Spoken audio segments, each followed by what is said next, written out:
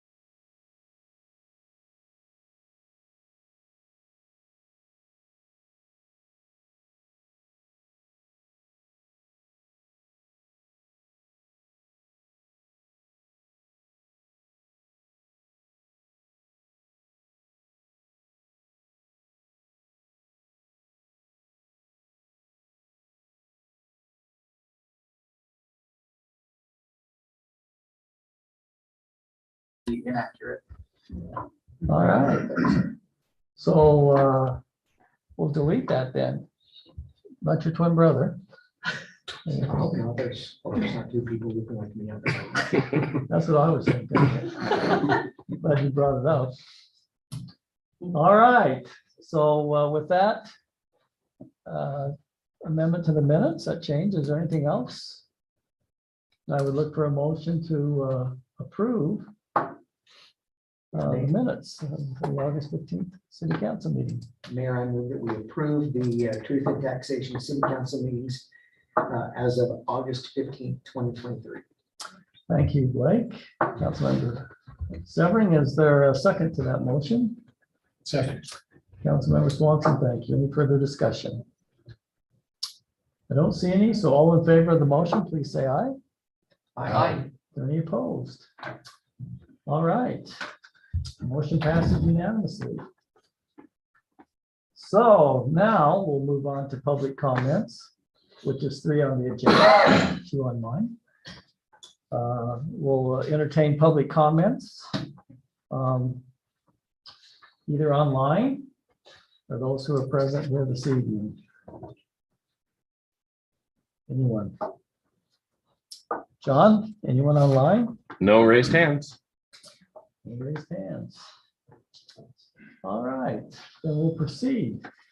We'll move on to item number 4, which is a discussion or action on the redevelopment agency projects. Mr. Call, our city manager and attorney, will start the discussion this evening. And so, John, go ahead. Thank you, Mayor and Council. So this evening is the long planned and awaited for redevelopment agency discussion about the redevelopment area funds. So pretty soon the redevelopment area will expire. And so we need to program the use of our remaining funds so that we can let the auditor know how we're going to do it. The nice thing about the end of this year is we will no longer have 2 RDAs, meaning the agency and the area. We will now just have an agency that manages a community development area, so we can drop one acronym, and I won't have to explain this every time we talk about the RDA. But we have a couple of projects to talk about tonight. And again, as a reminder, we're still in kind of the initial planning phase. This is the time for the council to talk about, okay, this is where we really want to focus our efforts and our money so that we can come back in December with a very specific budget for these projects and get the details that we need for the auditor's report that we'll send them before the 31st. So this is a very conceptual work session topic. And then we will have an actual RDA meeting in a couple, well, like 6 weeks, where we will make the final decisions and the final recommendation for the auditor's report. So there's a couple of projects we'll be talking about tonight, and we're open to others if you've thought of any since then. One is the pool, the aquatic center, using some RDA funds there. The second one is some bicentennial improvements, either the landscape there and the upgrades to the park, or not the upgrades, but the retrofits for plaques and things. There's also some other landscaping in the area that we'll be talking about, some xeriscaping options that we're to help with the maintenance of that. And then the last one is going to be the discussion about the Southtown Plaza down. Some people call it King's Plaza, some people call it Kurt's Plazas, but it is the North Ogden Plaza. And I just call it the Southtown Plaza because it's the Southtown area of our general plan. So we might even want to find a name for it. But so those are the ones we'll talk about, and we'll probably go in that order with the pool first, and then talk about bicentennial and the aquatic center, and then down to the North Ogden Plaza and the ideas that we have down there. So I think Dave was going to be taking the lead on the aquatic center. Okay, John, before we get started with Dave, just a couple of questions. Okay. Can you define where the money can be used, what the boundaries are for where the money can be used? So one thing that is nice about the old rules in the RDA is that it's a little more flexible. So the RDA, the projects that we do have to improve or benefit the redevelopment area. And the redevelopment area crisscrosses Washington Boulevard. The main project that is probably most known that was done was the Acres Plaza was redone. Lee's was brought in and other businesses have come in since then. But that's the main project that was done with the RDA funds. And then the secondary project is the aquatic center. The bond on that center was covered by aquatic center funds. And so really the focus is kind of on just the commercial district along Washington Boulevard. So John, I'm a little bit confused. Is there a boundary, a specific boundary where this money has to be used? The rule is for the RDA, it just has to be spent on projects that benefit the redevelopment area. And I can pull up a map of the area if that'd be helpful. It really does just kind of crisscross all the way down Washington Boulevard. Oh, you know what? Let me pull it up on the. Yeah, it might be good for the citizens and the council, just as a refresher. And I guess that generated my second question, is for the benefit.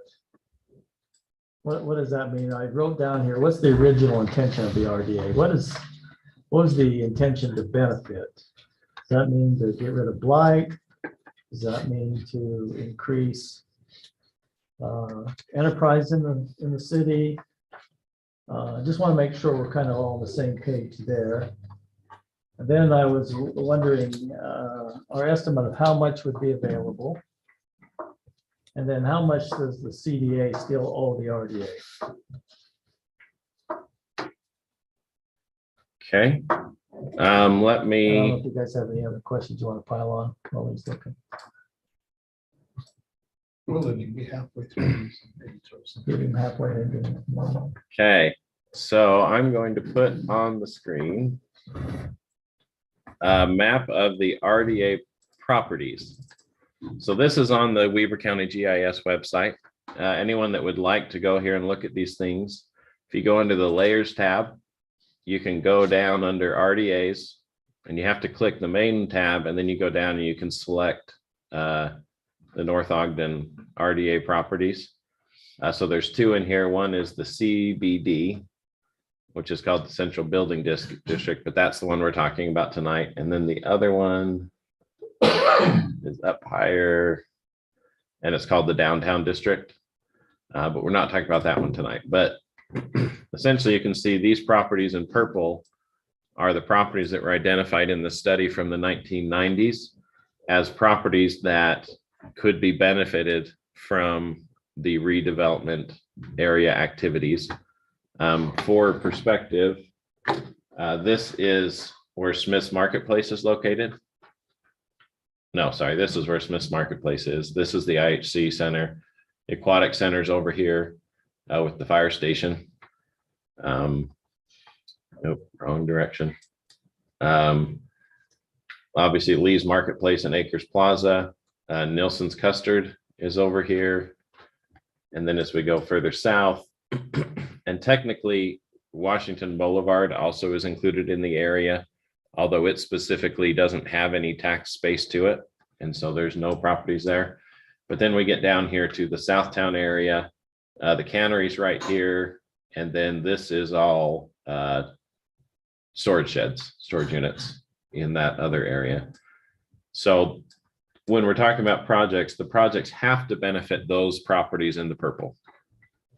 And so it doesn't give a list of specific projects. Blight is one of the goals of the redevelopment area, is to cure blight. That's a very loosely defined term. Blight can be everything from just an empty field, like is behind the IHC Center here, all the way down to buildings that are beyond their useful life. And I'm not going to point any of those out because I don't want to offend anyone. But the idea is this money should help reinvigorate development into the area. So Smith's Marketplace, some RDA funds were used to get that project off the ground back in the 2013-14 range. Same thing, that the redevelopment agency authorized some RDA funds for here up at the Nilssons to get it off the ground. And then the original two projects that the RDA kicked off was the Acres redevelopment, now Lee's Market, and then the Aquatic Center property, where there was some RDA fund in Acres was injected before there was any money. Essentially, there was a loan that was paid off to get that into shape and reinvigorated for the use of the city or for the tax base. So, but redevelopment areas, they don't always have to be blight. They can be a lot of different reasons. But blight was one of the things identified in the study with there being some vacant commercial, empty spaces and things. And then the amount of money that we have available to us, we don't know 100% for sure, but it is in excess of $2.5 million. And the reason I say we don't know 100% for sure is there's still some other numbers that come into play. And then the amount of money that the CDA owes the RDA, and that was for some projects that occurred along the facade of the building where the Fizz is located, is $300,000. And so that money is included in the estimate. But there are some auditing numbers that need to come into play and some others, but we also are trying not to say, well, we know we have $8 million because we know we don't have $8 million. So we don't want to say a number that's higher than we know we have until we know we've got it. And we will know that after the audit's done and before we approve the project numbers in the discussion that'll happen in December. Just one other quick question, then we'll just entertain questions from the council. I thought we had some money available for our development that we're proposing take place there from 400 east, south of 2600 north down to, what is it, about 150 east? Yes, that's in the CDA area. That's in the CDA area, okay. Yeah, so, and this is what, again, the city or the county website's really nice. Where's the North Ogden? So if you can click this layer on, and then the lighter purple colors are those properties that are in the CDA area. And it's taking a second to load, but they kind of crisscross Washington Boulevard up and down between the two. And so this area is the area that the CDA monies will be generated from and benefit. And the CDA is a lot different than the RDA because of the rules that have been passed in the 30 years between their adoptions. The CDA, there's a very specific list of projects and estimated costs that are incorporated into the document and approved. And so there's not the same flexibility that there is in the RDA. One last question. After the repayment of the 300,000 to the RDA, how much do we anticipate will be in the CDA? I'm just trying to look at the big picture here. So as we allocate money, we kind of know along the big picture. So the total budget for the CDA is, let's see, just making sure I give you the right exact number. Of actual money to be spended, it's 5.2 million. Of actual cost for those projects, it's 8.3, but these are estimates from 2018. And so those project numbers will have gone up. But this is the CDA document. And so this is the list of projects that are allowed under that. Some water line improvements, the detention basin location and other stuff. But these are the only things that the money can be spent on without a revision of this document. There's an official process to do that. And I would anticipate that because of increase in costs, that the city might at some point in the future request an increase on this expenditures list. And I don't know that we'd anticipate much pushback, although it might mean that we'd eliminate some of the projects from this list. Do you have any other questions of John before we open up the discussion? All right, David, I guess you're up. Perfect.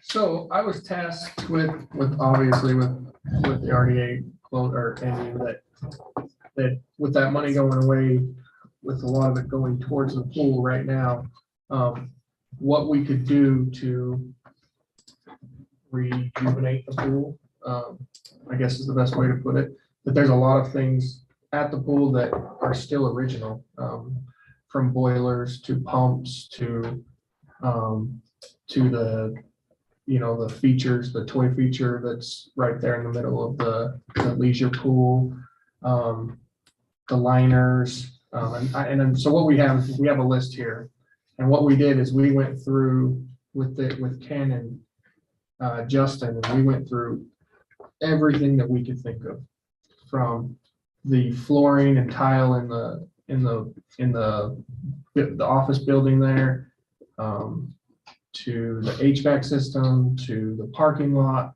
the lighting. And you can see it on these lists. I'll pass them around. And what we did is we put a number to everything.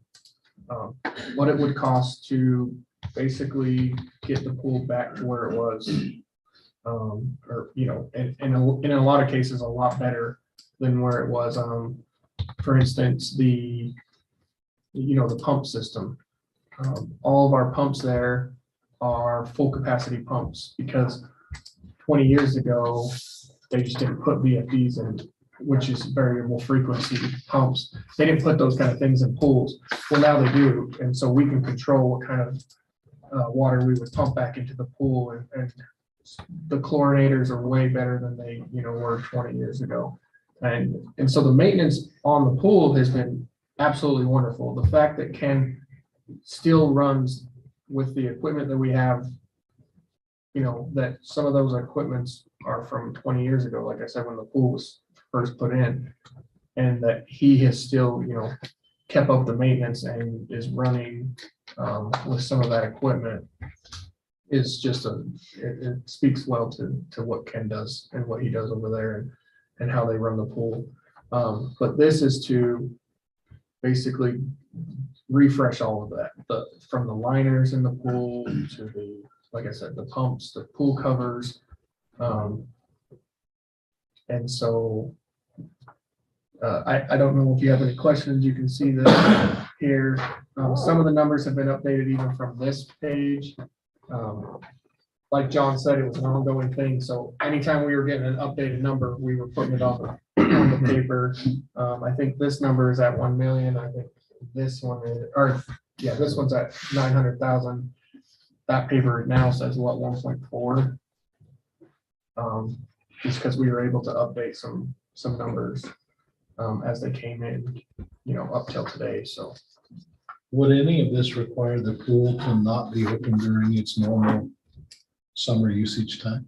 no, from everything that we understand, that a lot of this stuff can be done off season. And so, and that would be the plan, right? And that's the other thing is if we could put a plan together, you guys can see on the right-hand side there's a priority list. That's Ken and just a priority list. The way we did the priority list is we gave it a 1 if it was something that needed to be changed immediately. We gave it a 2 if it was like 1 to 2 years, 3 for 2 to 4 years, a 4, 5 to 10, and then there was a 5 that was 10 plus. The reason that there's a 5 on there is because that you guys approved to redo the slide this year. And so that money is already allocated for that. And so that's why that one was a 5. A lot of them are 2s and 3s that, it's something that probably needs to be done in the next 1 to 4 years. And so, yeah, these are all the things that we put together on there. I mean, is there any questions about any of these? I have a question. I have one too, but go ahead. Well, just a lot of these things are definitely behind the scenes. Yes. So a regular resident isn't going to see the benefit, or isn't going to actually see what where was that done. money went to. So it'd be great I'd like to come take a look at the behind the scenes stuff and like see it with my own eyes. Absolutely. And do a little tour. Yeah. So just throwing that out, maybe a bunch of us could come over at the same time. And you're 100% right? Like that. I mean, besides that pool feature and probably like the liners, because the liners will change the color. Water's always the same color, but it'll make it pop more, right? It'll make it look as blue as you could get with the new liners in there. And the toy will, it's something that definitely has been talked about in the last few years about needing to be updated. Would that be would they just completely replace that toy in the middle of there? Or That's the would they biggest thing in it. revamp it? So the numbers that you're looking at, that was revamping it. We've talked later or since then with John, and we really think that we can find a toy that could use the same footings that's already there. and save a ton of cost, because on that toy, what's that one say? It's like $200,000 just Yeah. yeah, so it's like 270 just in the installation for that. That's not even the toy itself. And so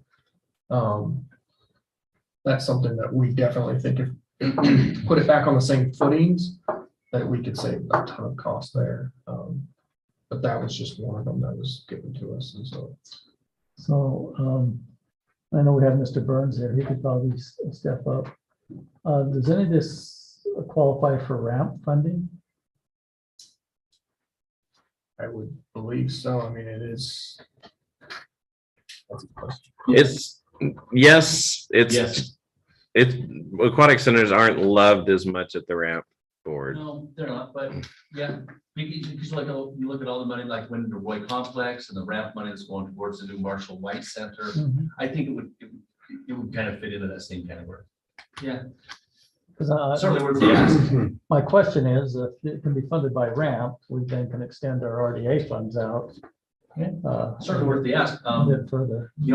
Ramp training is in 2 weeks, 3 weeks, and that would certainly be a question we could ask at our initial ramp training for all of our folks that are looking for ramp grants. We have that mandatory training for those folks. It seems like there's more and more funding. for Yeah. Those type of things. Yeah. Yeah, you look at the money that went to, like I said, new Marshall White in the Roy Complex. I think Lauren Farr got some. I think Lauren Farr did too. I think they did for some of the new slides. and- Yeah. Yeah, so, of course, they charge an admission for those things, plus they're publicly owned, so, and that's the big qualification right there is, publicly owned. Good deal. Maybe we could identify at some point in time what might qualify. Councilmember Swanson? One thing I didn't see on here is the addition of new Boweries. We did not put, That or could it be wasn't on rented this out one, just because we couldn't get and- any numbers down Okay. to do that. There was talks about putting a new Bowery on this piece on the south of the big building, right next to the lap pool. There was some talks of that. It was just, we couldn't get any numbers plugged down for any of that. So that is something that there was discussions on for sure. I think that would be big just for more revenue. So that seems, all the other stuff, it's hard to say this will bring more revenue to the pool, but the Bowery would be great because it truly would open up more rental possibility for Justin. What about the cover for the lap pool? We Yeah. charge people to use Is that a cover to allow it to be used or just cover it during the? No, that's just a cover when it's in the winter time. Yeah, those, but yeah, we haven't talked about covering the lap. Because I know we've had a lot of inquiries about that. That'd be revenue. I bet that would be more than 50 grand. Yeah, To do a bubble. of course, you get some return on that, right?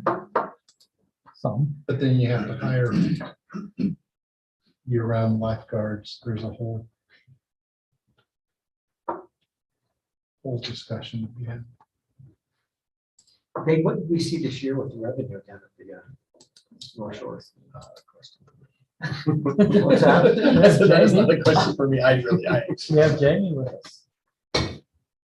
What does revenue look like comparatively, Jamie? At June 30? Well, Sure. we've got a couple other months, right? Yeah, well, so I haven't put all the months together, but at June 30, we're negative 85,000. Revenue against comparable previous year. So the previous year was 33. We had a transfer from RDA. This year we had a transfer. 85. But as the season as a whole, I haven't put that together yet to see how the season went. Probably time to look at the fees. When this goes away, it comes out of general fund and then it's subject to. And the other thing talking about fees was, when they talked about putting the Bowery here on that south side, there was a question that was asked, like, okay, does that mean that more people are going to hang out longer, which is not a bad thing, but also we hit capacity multiple times this summer. And now if you have people hanging out longer and those kind of things, it's even gonna be longer that we're gonna have people standing at the gate trying to get in. So now, is that another reason to talk about raising our fees to look at that, or, you know, for another reason to talk about raising fees? So that was brought up in some of those discussions as well. Okay, do we have vendors? I mean, how many vendors do we actually have at the pool? Just one, and that's the, I believe so. do we charge a rent for the vendors, or how do they, It's for the They get a percentage of their sales. percentage, is a percentage of sales? What's the percentage? Oh, maybe. Jamie would know, don't know. 15 grand. Justin. probably. I don't know the percentage. I know the amount. I just don't know what the percentage it is. It's about 15 grand a year, it seems like. Yeah, we got 13. That's- Justin would like to do his own vending stuff as an option to increase revenue. We're under contract, I think, through this year. So if you look at, sorry, Mary, can I No, go say ahead. one more thing? Well, I was just kind of curious, so if you look at all the number one items. Yeah. It's about 800,000 that we would do just this year. And those are things that we feel like probably need to be done fairly quickly. So the other things, you know, when we're talking about, you know, up to a 10-year extension, you know, they're gonna obviously have increases in prices in the future too, but Yeah, if we were to do everything, $1.4 million. and I don't know if we could even ask for RDA to be extended out to 10 years, right? Like, it might have to be something we would probably have to ramp up a little faster and like some of these pumps, I know that, you know, they're saying 4 years, but there would also be money that would come back to us and energy savings too. Like I said, because all of our pumps right now are running at 100%, right? There's not a variable speed on any of our pumps over there at the pool. So if we went and exchanged all these pumps, which is, you know, over $100,000 in pumps, we could control the speed on every one of them. And so we feel like we could have a pretty good cost savings there as well. That's something that we've talked about and looked at. When we did the ones at 1050 for our water system, we had pumps over there and we used to pump the water up to Rice Creek. When we went and switched it and put VFDs on it, like we were seeing over 25% savings, because that initial turn on of a pump that's not on a VFD that's where you see a lot of your costs, because it's this huge ramp on, right? It's on or off, right? Where when you have it on a VFD, it can have a chance to slowly ramp up to where it needs to be, and so you don't see that huge energy boost or bump. But so we think we could, I mean, you might see like savings in that kind of stuff.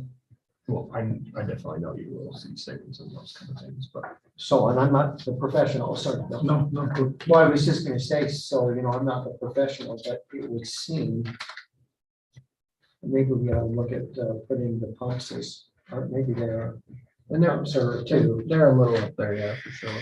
maybe they ought to be, because we don't know, how long will this ramp actually allow us to, how long can we gear up for this with this ramp? Isn't it like 20?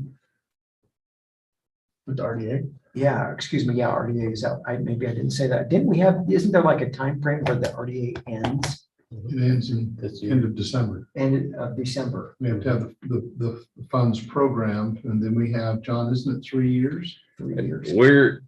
There's not something in code, but I would think 3 would be the very, very outside. We'd have to show a real reason why it would need to be that So long. we'd have to have the money actually spent, projects done in 3 years. Yeah. So that's why in my mind, because I thought I remember hearing 2026. I would think that some of the, maybe the twos ought to become ones. We can do it all if we're gonna do it. Well, if we can do that, I would be. that would be And- best. And if the council would like, I mean, the idea is, again, this meeting is kind of we've gone from the 30,000 foot, we're now at the 500 foot. And if we're kind of green lighting this idea, then we will go and start getting better bids, more formal numbers, so that in December, we'll say, okay, this is the budget for this project. I would still maintain, I'll just give an example. The city had agreed to spend $1.2 million on the Patriot Point pond. We went to Ram gave us $750,000. That saved the citizens who had paid into Ram $750,000. I would be hesitant to approve all this without identifying something we should go to Ram for. And Right. so, don't know if we'll get it, but as Kevin said, doesn't hurt to ask. Anything to offset it. Typically with ramp, if you put money up front, like, it helps, right? Yeah, the matches, it's more helpful when it's private donation matches. Ramp would like to see, fewer tax dollars tied in, but when you're talking RDAs and stuff like that, there's always those conversations to have, but we can't have a conversation and say no if we want an application, so certainly. It'd be nice to have it like, it's nice to talk about it in October rather than January, but it'd be nice to be able to put it out on like a 3-year plan, like this is what we're doing and look at, 3 years, like, Marshall White said that obviously we're doing Marshall White, they haven't been guaranteed any money, but we know that they're gonna ask for a certain amount for the next, few years to help with that new project, so. What would be the highest qualifier, the toy features? Kind of like replacing the equipment of the park? Parks and Recreation, yeah, I think, because like in at the White Complex, it was boilers and stuff, and so I think all of it kind of fits in there. Be a great question for our mandatory training in 3 weeks. For all the training. I don't know if you heard There's a that. mandatory training coming up. Be one of those great questions for mandatory training on Monday the 23rd. And when is that? How many weeks out is that again? Just, like, phone it out there. You have to go to that. We'll be there. We will have somebody there. So David, You'll have this list. the zero staging, how much do you think, like man hours? What do you guesstimate that saves the department by not having to mow those every week? Or, I mean, do you have any idea? Because that would also be interesting to hear. And I definitely will get with them and give you an actual number, but from what Jamie and those guys said, so because we have to keep this so green, right? There's a ton of runoff that runs to these park strips. And so then they're mowing these soggy park strips, like, it's just a lot of work on them too, like, and then there's a safety aspect because there's, they're right up against the road on both sides.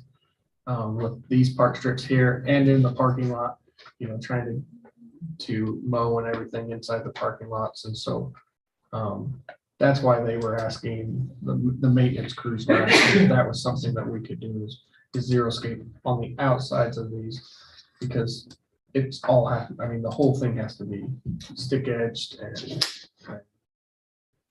and mowed. And so but I'll get you what that is, what it looks like in a week. And the other thing is we have to haul off all the grass too, because it's at a pool. We can't mulch in any of those areas. Like, we have to haul off all of our grass in those areas. And so it's just another thing that takes them a little longer, so. What about the cement is kind of cracking here and there, like when I've been there? Like bits and pieces of cement area that's kind of struggling. Has that been thought about or looked at all? Yeah, we talked about if there was places that we could lift it. There's places where you can go in and you can core and they will actually pump it with like a sand or gravel, where you can level it back out. But the places that you're talking like cracking and those things, that would be something else that we probably definitely need to get put on the list and look at the flat work. That was one of the first things that we couldn't get is the flat work, and that was the big reason why we couldn't get that Bowery, is just because we still haven't received numbers back on the flat work for that.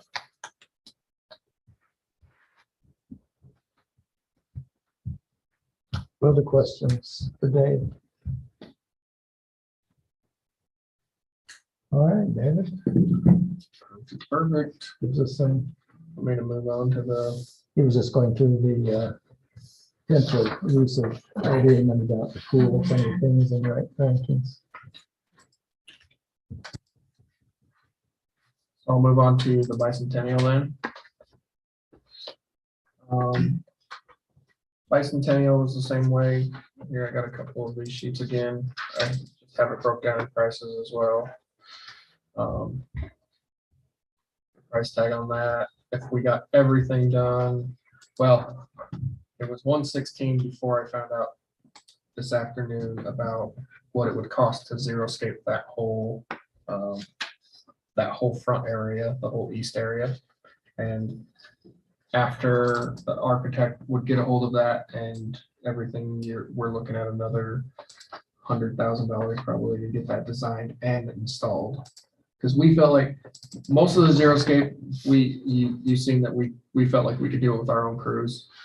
That front area, this piece right here, we just felt like it would just be too much for our guys to do the xeriscape there, that we didn't have the manpower to do that one there. So, This area that's on the screen, Mhm. all of this, Yes. you don't feel like you could do it in-house, right? in-house, yes, that, but the ones over on 300 East and some of the other ones, we felt like that, we feel like that is something that we can definitely xeriscape in-house. The biggest reason for this one is, again, it's a safety thing for all of our workers. They're up against all of that grass that they have to, so this is, I don't know if you guys kind of know where we are. So Lee's is here, this is 300 East, this is 2700 North, Pleasant View Drive. So I didn't even know if you knew this, but the city maintains this area, so this whole park strip right here is right up against the street, so our guys are literally standing in the street when they're weeding that.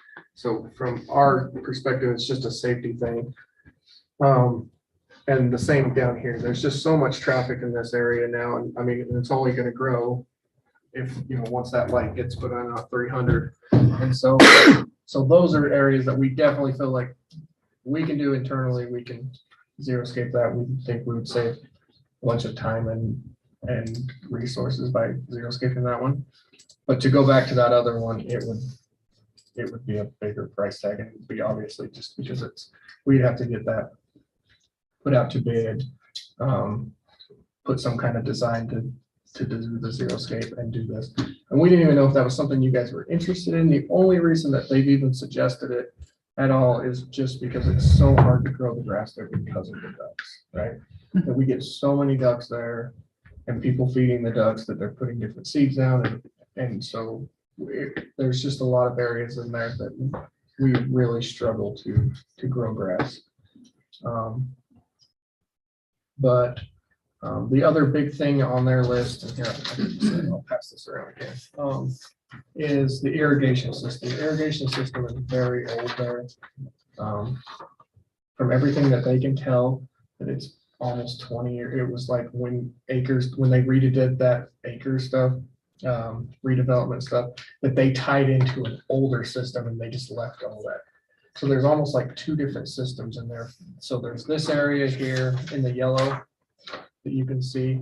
There's one system, and then this system's on a whole different system. And so, our Rainbird technology that we use, we can't even use on most of this. That part in the yellow, we actually have a pod, the battery powered pods. That's what we run those sprinklers off of in that area. So it's just time that we really would like to upgrade this whole irrigation system. Depending on if we decide to do a xeriscape in the front area on that east side, then obviously we would put an irrigation system up there. But so it'd be a two different. So that's where the two different prices. The 19,000 was to do all of Bicentennial with the new irrigation system. If we decide to do a xeriscape on that front portion, then the area would go to, or the price would go to 12,500 for that area to get new sprinkler systems. Another thing on that list was redoing the ADA and the crosswalk that ties into the Pleasant View trail system. It's just kind of a wonky one right now. Like, it has an ADA, but you kind of got to wrap around you can see wrap down to the corner, and then you have to cross back over to there. And so you're not always catching everybody's attention. If you're sitting at this stop bar, sometimes you have people walking behind you to cross the crosswalk. It's really wonky. And so what we wanted to do is just come in here, tie in a new ADA and a better ADA here, and having a cleaner crosswalk here, especially with our new Waterworks Park. We'll just be right here as well. So just tying all that area in together. What else did I miss on that list? In the picnic area, they talked about expanding.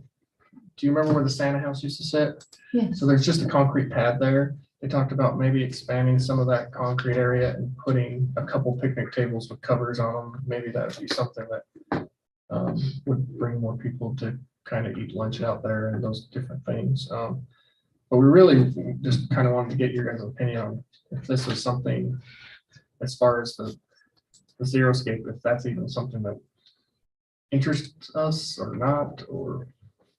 I like xeriscaping if you do it, but I don't like xeriscaping that's just gray rocks. Those look terrible and they just generate a whole bunch of heat and weeds just grow up through them. I think they look terrible. I hate it. But there's drought resistant plants that you can do that are just, it's like, they're just lots of plants that don't require really any more water than they just get. They're kind of like chosen weeds. And that's why that number today was like, by itself was almost 100,000. It was because we would have a, landscape architect design the thing to make it flow, like, so that it's not just one kind of rock, but it would be something that looks really nice. The other thing I forgot to talk about is the placards. So do my neighbors. I'm like, The placards there around the flagpole, they've just kind of added to the placards. So like, I don't know if you've been down there recently, but it's like, they have a whole placard that's got full, and so then they've just added one next to it that's like only half full, and so we just wanted to redo that and really clean up the plaques down there. And is that something that's generally added to? How often are they added to? And I don't know, I don't know when they add it. Like, I don't have that answer. I don't know when they've added recently or what. But I mean, there was, like, I'm trying to think of the one that was like the Gulf War. I think there was a few, and then there was like, they skipped, and then there was like 2 smaller placards for the Vietnam War. Like, and so it was just trying to clean all of that up and putting the right plaques there and just making it look cleaner, I guess. They cleaned up the plaques from the Civil War and the Revolutionary War. That's what I see what you would say. That'd be going back. War of 1812. I thought you might say, you know what? We did, we got that. We definitely could have had Civil War. See, it's possible. So Dave, Put it out there, somebody to find it. the xeriscaping, it seems like a lot of people put xeriscaping in, and then if you don't keep on top of it, before you know it, it looks, overtaken by weeds and stuff. Do you feel pretty confident that your crew would be able to keep up on it and keep it And that was the nice, or question. would that be hard for you guys to keep up on? And that was the question today, because I asked the exact same question. Like, we've seen it even in our own detention ponds, right? Where we put rock in, and then it's like, next thing you know, it's turned into weeds and different things. And they think it would be a lot easier to maintain that way, because they could stay on top of if they knew it was just xeriscaping. And the other thing is that they kept on pushing. It's so hard to mow these hills. Like, I mean, they're doing it with push mowers, and we have all of our seasonal guys trying to mow these different the steep hillside right by by Washington Boulevard there. And so they really think with the right design that they could spray it a lot easier, that they could, that there's a lot of accesses between being in the parking lot at Lee's, being on Pleasant View Drive, or being on Washington, that they'd be able to reach that with all their wands and being able to actually keep it sprayed and maintained. So, Well, I also want to choose something that's both, I guess, duck friendly and people friendly, so that it's people aren't tripping over them. Again, I think you're right. It needs a professional design. Yeah. But I think it could look really nice, especially if we're having struggles keeping grass looking good. Yeah, you've just seen all summer that like, they've really like put a focus on trying to make this one look nice and it's hard getting the grass to grow there with the ducks and, I mean, we rip wrap some of the wall and that kind of thing, but it's just trying to get it to come back. So, any other questions? Corn grows really well there. Yes, yes, it does. Yes. There's a Corn service stalks grow. project, we pulled more corn than we did anything else. Yeah. How tall did it get before you? Oh, there put it out? were corn stalks It that really were was. Like full 18 grown? inches, 24. If we'd let it go, they would have turned into full stalks. Wow. People feeding whole kernel Yeah, I'm corn. sure. Yeah. It's wet and it grows. It grows quite nicely. Maybe we just do it all in corn. Corn. Sweet corn. It's- Yeah, And that's then already to feed feed the the ducks, ducks. the corn. Look at that. Dave, just to clarify, I think you're listed 116, you think it could be It would 216, be about 216. 225, maybe? Yeah, well, I should say, so he was saying it would be about 110,000, but that was with the rock too. And I think I put the rock in there, right? For the front area. Well, it's expensive, I found out. Yes. So yeah, you're probably closer to, you're a lot closer to 200,000 than 100,000. Yeah, I would It's think. hard to find it around here. It's very sparse. The kind of thing that is- Yeah, we're not in a very rocky area. Dave, We can don't I live in mention some place something? called like the Rocky Mountains. Did you have a question? Yeah, well, here's just a thought. I was 10 years old when they dedicated Bicentennial Park. Robert Redford came. Remember that? That's when the sprinklers got installed. That's when they got installed. Exactly. Thanks for bringing that up. So you're now saying a 47-year-old sprinkling system can work anymore? I guess it can. But you know what's kind of cool is I was just contemplating this. 2026 will be the 250th anniversary of the Declaration of Independence. It'd be kind of cool to have kind of a, not that we have to wait that long, but wouldn't it be kind of cool to kind of do a another rededication in 2026 of the Bicentennial Park?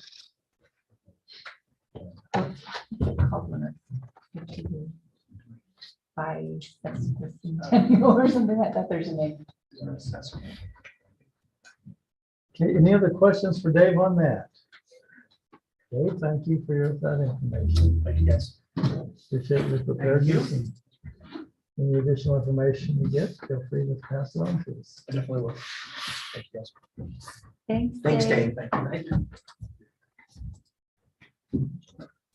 John, what else? Okay, this is the fun one. This is the interactive one. So we are next talking about Southtown. So I'm going to pull this little map up so you can see it. And this map on the screen, it shows the buildings in the area by age. So the darker the color, the older the building. And so you can see there are some fairly old buildings, some of which have been rehabbed. The Futsal Center is a good example of one that has had some upgrades to make it function for their soccer. But this is one we're talking about, and Scott and I are going to be doing this discussion together. And I'm coming over here, so this is why we have the whiteboard. Okay. I It's a just like, multimedia event. it is. I'm already overwhelmed. And now I feel like Vanna White doing the big reveal. I had no idea that's what it was. So what we want to do with this one is we want to talk about this area. We want to use dry erase markers and draw on it. And the nice thing about this is Dave I did not know they made these. But we've got these markers that, right? And they're not permanent markers, they're actually made for dry erase boards. But what we want to do is talk about, so this is the plaza, this is Kurt's, this is the Futsal, Brilliant Lighting, Pizza Man, True Value, Jones, Shirts and Signs, Laundromat, the CrossFit, Pizza Pie Cafe. And so we want to talk about this plaza and what we want to do. And it's, so I'm really hoping that like people will get up and draw. We gave JD a specific assignment to have ideas of what he would think would bring people here. Scott, maybe give them an update on the grant process and where they're at and what they're looking at. Because I think that's critical, and you're more than welcome to scroll You through. had some of the information up here, right? Yeah, so this is their current conditions report. So you can go through it. So the Wasatch Front Regional Council grant that we have with MHTN is our prime consultant, along with Science Public Finance, put together this existing conditions report where there's a few tweaks to this. We'll finalize it and then get it out to the council. But they went through the buildings, their ages, what their condition was generally. This is an ownership map. It's really interesting there. If you haven't looked at the property ownerships, the way everybody was sort of given a slice of frontage along Washington Boulevard. So this is True Value and the way their property ownership works, and kind of cruises through the parking lot. And then this would be Pizza Man, the yogurt place, and Brilliant Lighting. And they have a little section of frontage here too. My guess being, 1, access, and 2, signage is always a huge deal with having frontage on a roadway, so you don't have off-premise signage. But they've gone through and they've given us a few ideas here on land use. There's some really kind of interesting things that are happening down there. We have 2 temporary permanent kind of uses. That farm stand is one that is, I'd say, essentially like temporary permanent. It comes back each year. And then the taco food truck as well. They've been given a power connection by the private property owner. So their business license, they locate there. It's essentially their permanent location. Great little incubator for small businesses potentially in that area. And they've done some estimates of what the different types of land uses are that are broken down. And I was hoping, John, if they had the any of the leakage information in here, and I don't know how far down. It's Yeah, it's down a ways. So one of the things that we were looking at in this ideas for the area, these are some Coldwater Creek daylighting potential ideas, is what is the leak? What are the leakage numbers for North Ogden? And this is why we wanted to have a market study component to it, because we know that, just on the face of everything that we have along all of our commercial corridors and our residential areas, that we don't have every service needed for every resident in North Ogden. So we are losing some money to Ogden, Harrisville, Pleasant View for small businesses or for restaurant uses or for any other number of things. And so using that retail leakage information provides us a way to go through, and I may or may not be able to scroll down exactly to it, but kind of pinpoint, I guess, what are the type of businesses that we would take economic development focused dollars and put them into in an attempt to find the right fit, I guess, for this area. And I think it's helpful information, it's interesting information, and it talks about, so some of these, the capture rate, if your capture rate is 100%, then you're at like target value, and anything less than 100% down to 0 means that you're losing, we're losing this much here, 95% of motor vehicle and parts dealer sales, which is crazy because how many parts dealers do we have in the city? 3, 2 or 3, but we're still losing those. But we don't have any really Big, we don't have any car dealerships. Yeah, exactly. And that's So gonna there's- be money. yeah, for sure. So So some of these we won't be able to get like accommodation. I don't know that North Ogden, as I would call us, if I'm putting like community development director hat on, we're a destination community, meaning that you don't just drive through. We're not going to have ever a freeway off ramp. So whether we want to try to get a motel in and get transient room tax is probably lower priority to us than sit-down restaurants, in my personal opinion. And we're losing money on, clothing and gift and miscellaneous store retailers and all the way down into, where's the restaurant, food and beverage stores. We have, we've got gas stations and that sort of thing, but it's food service and drinking places, we're about 50%. So this is one that the consultant had looked at and targeted, and we know that just from popular opinion and people being interested in having more places to come and eat and dine, that's one of the ideas that we had. So the leakage information is really interesting. I think that when you look at the map, there's the physical constraints of where the Coldwater Creek runs. It's probably worth just putting the actual infrastructure line in. It comes down, it's piped through the road. I guess this is a row of houses, isn't it? Here, there's actually a row of houses, so a street. But the pipe runs down the road here and then turns in 1900. And there's a pickup collection box here, and then it comes across the road. And then where that daylight's here, where the creek opens up. And so 1900 kind of is shaped like this with Big O on the south here. And we've talked about daylighting the creek, and there's a few options, like this being path of least resistance. If you look at the map, this is just greenfield development. The city does have, luckily enough, a public utility easement between the homes here. There's a lot and another lot here. So there'd be a possibility of opening a manhole up, bringing the creek through, and then, this could traverse in whatever way you wanted to get it over, and daylight a portion of this. So do we have Eric Casperson's cost estimates for this area?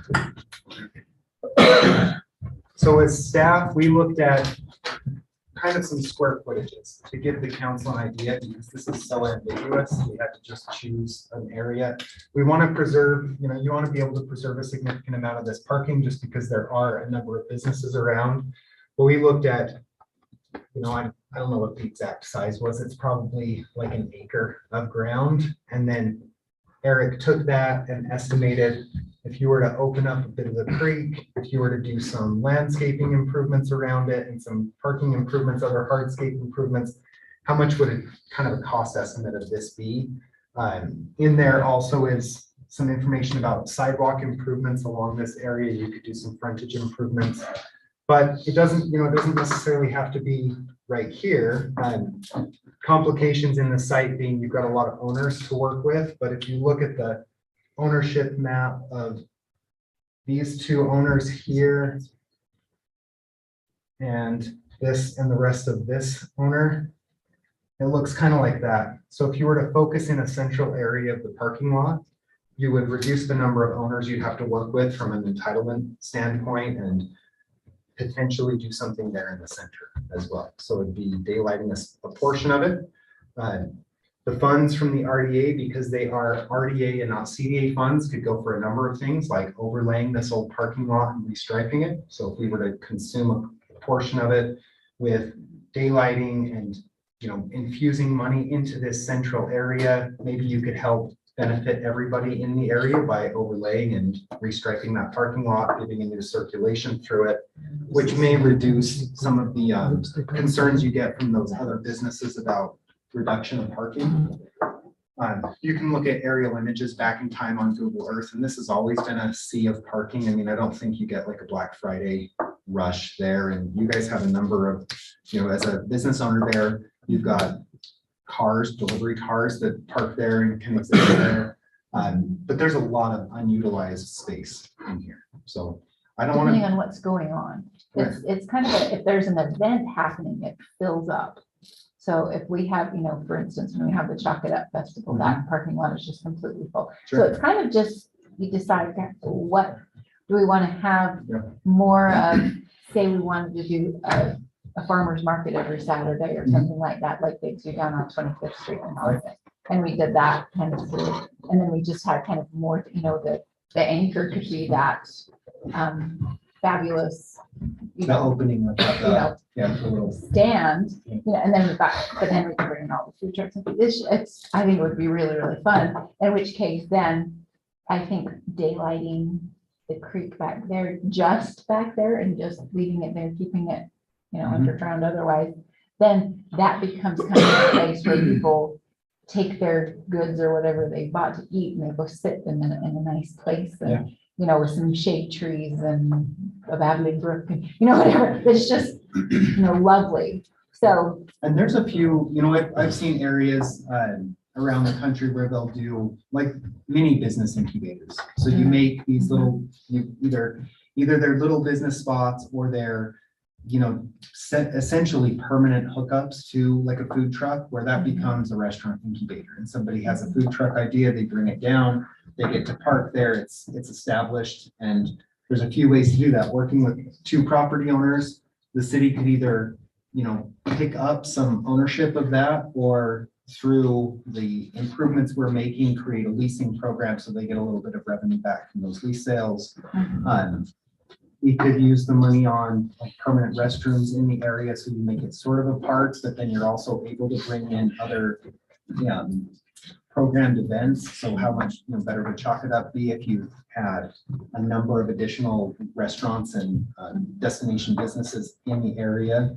And then for us, it's that like halfway point between the city isn't going to be the developer on this site, but those businesses will ultimately, or those buildings will ultimately turn over. Okay, so this might buy you 10 to 15 years down the road of interest in the site that could encourage, depending on how successful that, whatever it's, if it's a central courtyard of improvement or something that would encourage some of the older buildings to turn over and become new buildings on site. With your comment, Council Minister, like, we don't have to daylight in the back. We could daylight further out in the parking lot, but what are the areas with your experience that you see that you could create that kind of like critical mass of like people can see it, people see something going on and they'll come? that is an interesting question. Mostly it's advertised on curbs.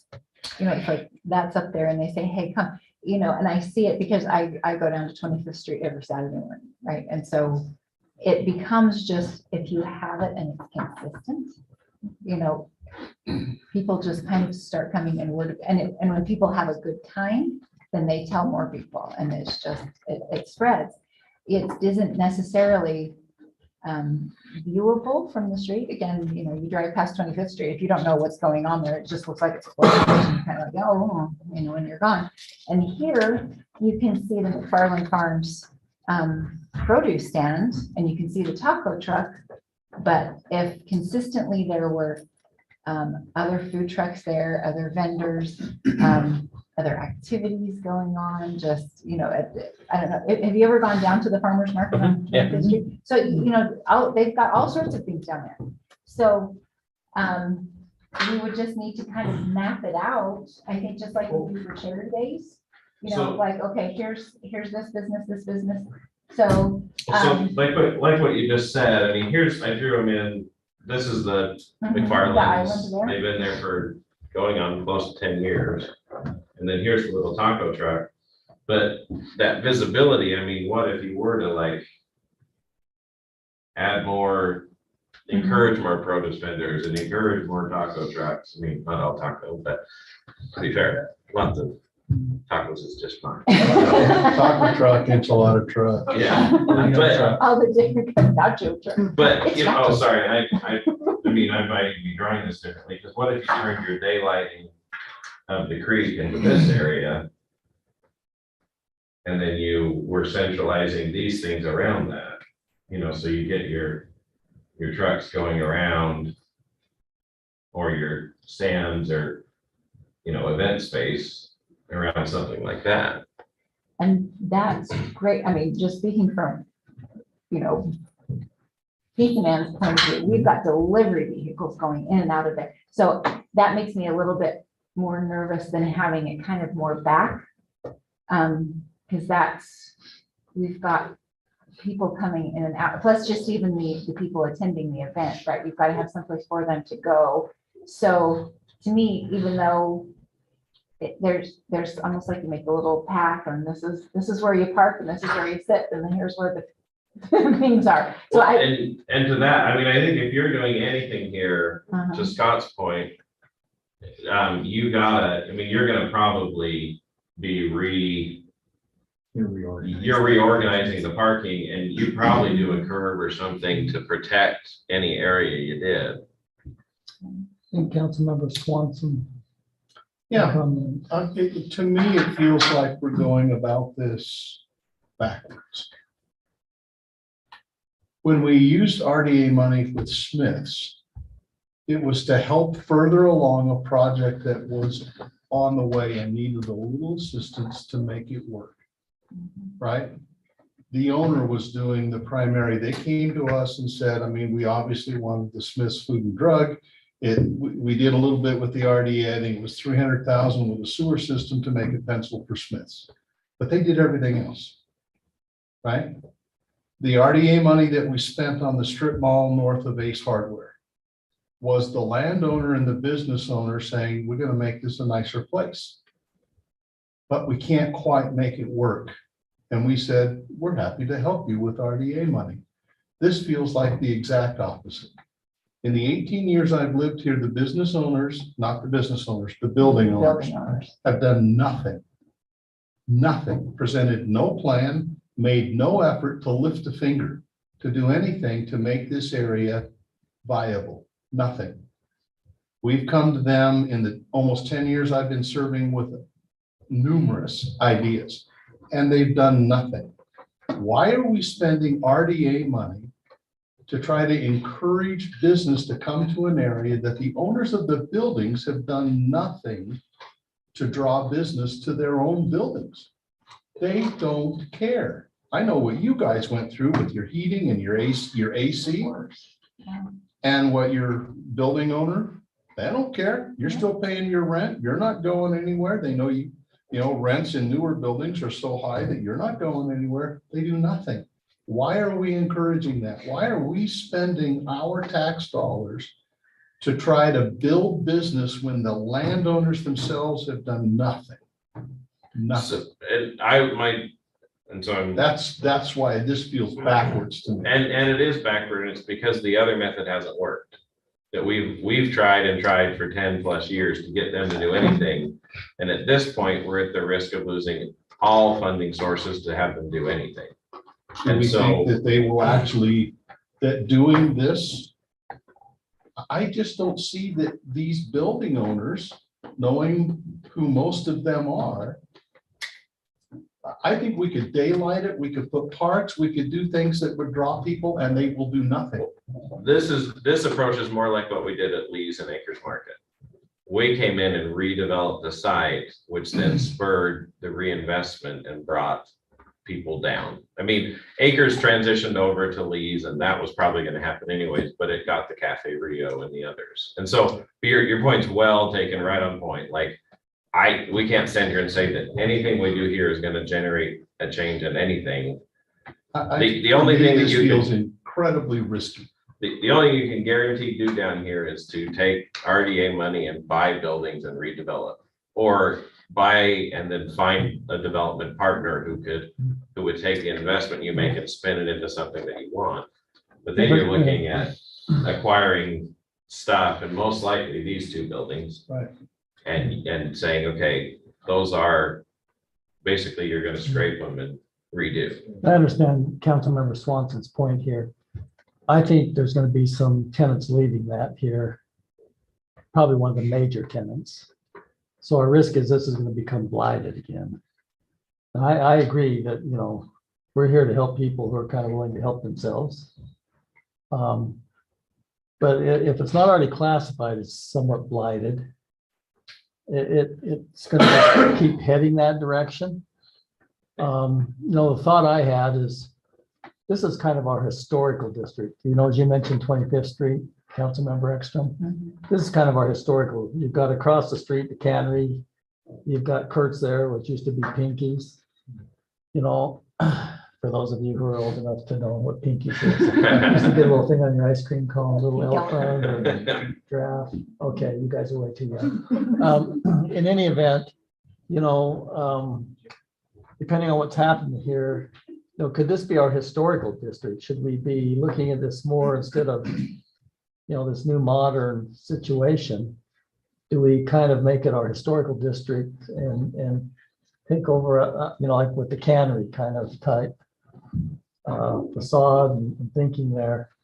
But if something's not done here, it will become blighted. And I think particularly as we look at this potential development down here below Washington on 2700, it's going to take a lot of that leakage potential there. Although I will tell you, working closely with the developer, we have done everything in our power to try to get a nice sit-down restaurant here. I think it's almost less painful to get an tooth implant. I mean, it's difficult, although we don't have the final say. We're surely encouraging the developer, but if that takes place, this could, it would become blighted right in the entrance to our city. So I don't know if we can find a balance, because I think Councilmember Swanson is right. I mean, we're not here to enrich property owners here, right? We're here to help business grow. And I look at the futsal building. It's a blighted building. It's got futsal in it, but you go inside, you look at the outside. well, I know you guys rated it as good. It's an ugly piece of garbage. well, the south side's even worse on the Yeah. outside and the inside. And- Going to some building down there, what you guys. I'm really struggling with this one, really, Yeah. really struggling. What do you think about in the initial report that I read through that the consultants put together? This part of Washington has higher traffic. Like you look at the thousands of vehicles that go through it per day. It's the highest traffic volume of any place in North Ogden. It's higher than 2,700, which surprised me when I was looking at all the numbers. So I'm just throwing that out there to say that everyone's zooming by at 50 miles an hour. But maybe I'm just saying that to remember that there might be some greater potential here from that perspective, that more people see it, even though it takes a little bit to see the businesses that are behind some of these buildings. I think that's one of the biggest struggles. So, yeah. I think there's no doubt that there's potential. No doubt at all. My issue is that the people who actually own the land, I get it. the potential's there and they've done nothing to capture that potential. It's like a Our new barrel full of landlords fish and are you're not much willing to better. reach your hand in and grab the dang The fish. Just collecting new the money. owner of Yeah, our just- plaza is much easier to work with, and it's been much more, and that's how we've gotten and been able to do the things that we have done. Because, and they've refinished the facade and things like that. I mean, but I think he's struggling. The last two, we had one guy was just, I mean, it's like he had some money, he bought it and did nothing. And then they sold it to somebody else that was just waiting to flip it. And they did, and that they were terrible. And we've had, from Gary Pilkington 30 years ago to, some just, They would have the to have one some we've got kind of now- partnership yeah, the one we've got now is, I think you could work with. where they commit to do certain things, Mhm. that they're making an investment themselves. That, again, I think at the strip mall north of Ace, they wanted to make some investments to redo the facade. We changed the ordinance for the parapet, to give it a little bit higher so it could look a little bit nicer. There were some things, they came to us with ideas and there was a real partnership that went on. They couldn't afford to do it all on their own. We helped through the RDA. I think if there was that kind of a partnership feel here, it would be less stomach churning for me. But right now, it just feels like we're doing all the work and they're collecting all the rent. And they're more than happy to let us spend our money to make their business more successful. In this consultancy process, we haven't yet done a very good job at talking to all of the businesses in that row, right? Not yet. So, They've been. in your experience from the past time on the council, you know of times where we approach them and talk to them and try to, I know we have that concept plan from 5, 8 years ago or whatever that showed what it could Several. be. So can you remember discussions where we were actually talking with the business owners, or did we just never get there? We didn't get there. That was one of the big obstacles. I mean, we had, I don't know, somewhere, John, we've got to have some of those kind of napkin tabletop conceptual drawings that we had where We have better than that. There's some conceptual drawings and there was meetings with the owners, but they wouldn't, they would all not agree. yeah. They would, you know. I mean, we had the stream daylighted all the way through with, you know, some trees and picnic tables along and, you know, the idea was great. But like John said, the owners were just, okay, if you guys want to spend your money and do that, go right ahead. It'll benefit us, but we're not going to do a thing to participate. And it just kind of, you know, okay. Didn't we give you the, so he's Yeah, got we the number passed for the building that we're in, but again, you know, Mayor probably knows what's going on with some of the other businesses, but we've had a lot of turnover. You know, we've stuck there. And since we've been there, it's just been a revolving door. And each one it's kind of gotten a little more run down every time. Anyway, I think that's a really good comment, and it's good for me to hear that as a 2.5 year employee of the city, because I haven't had all of the past experience, but in looking at what this center represents from the redevelopment opportunity for the city, its connection to some of our neighboring cities, you've got, you know, Harrisville right down 2000 junior high school, you've got this captive group of people, you know, come up and utilize something, and then also RDA projects that could be pinpointed as dollars spent could turn around and be sales tax generated.